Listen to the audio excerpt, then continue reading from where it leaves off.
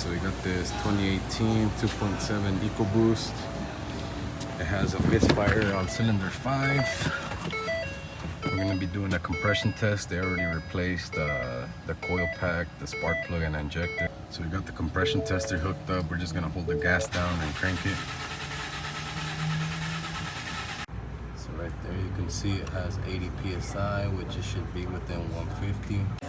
So we're gonna put that cylinder number 5 on TDC and do a leak down test. So what I do is put an extension in there and then just turn the crank until you see it stop.